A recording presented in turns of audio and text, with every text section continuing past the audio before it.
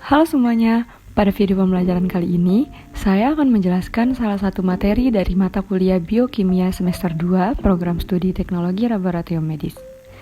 Baiklah, langsung saja. So, what we're gonna learn today? Tapi sebelum masuk ke materi, izinkan saya untuk memperkenalkan diri dulu ya.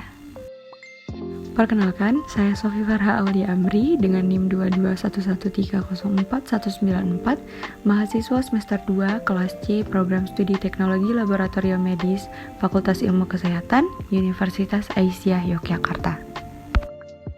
Oke, let's start it. Nah, hari ini kita akan mempelajari tentang enzim. Jadi, apa sih enzim itu? Enzim adalah senyawa kimia berupa protein yang berperan sebagai biokatalisator di dalam tubuh. Bio yang berartikan makhluk hidup dan katalis yang berartikan zat yang dapat mempercepat reaksi. Nah, secara sederhananya, enzim merupakan senyawa yang mempercepat reaksi akan tetapi tidak ikut bereaksi di dalam tubuh. Pada gambar tersebut, dapat dilihat bahwa enzim akan bekerja dengan substrat untuk membentuk kompleks enzim substrat yang kemudian menghasilkan sebuah produk. Perlu diketahui bahwa setiap enzim berbeda memiliki tugas spesifik yang berbeda di dalam tubuh karena setiap enzim membentuk substratnya menjadi produk yang berbeda pula. Substrat maltosa akan bekerja dengan enzim maltase yang dimana akan membentuk sebuah produk berupa glukosa. Glukosa tersebut akan dialirkan ke seluruh tubuh untuk menjadi energi melalui siklus Krebs. Nah, berbeda halnya dengan substrat amilum yang bereaksi dengan enzim amilase akan membentuk produk berupa maltosa yang dimana fungsi dari maltosa tersebut berbeda dengan glukosa tadi. Sama juga dengan halnya enzim protease dan juga lipase dan enzim lainnya. Enzim memiliki dua teori yang berbeda. Enzim pertama yaitu teori kunci gembok atau teori lock and key yang dikemukakan oleh Fischer pada tahun 1898 yang dimana menurut Fischer bahwa sisi aktif enzim itu cenderung kaku.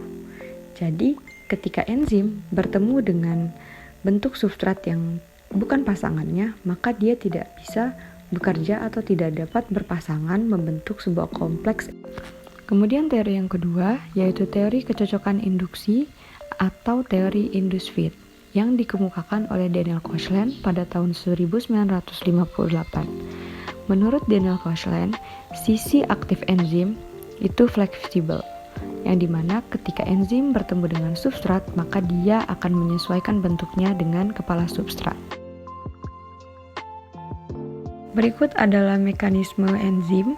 Terdapat sebuah perubahan di antara teori A dan B, yaitu A, di mana teori lock and key mengemukakan bahwa enzim atau sisi aktif enzim itu cenderung kaku, yang dimana harus disesuaikan dengan bentuk substrat.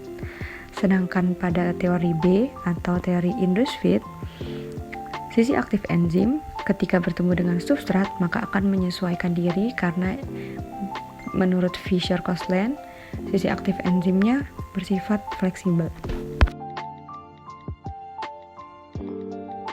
Nah, lalu apa sih fungsi enzim itu sebenarnya?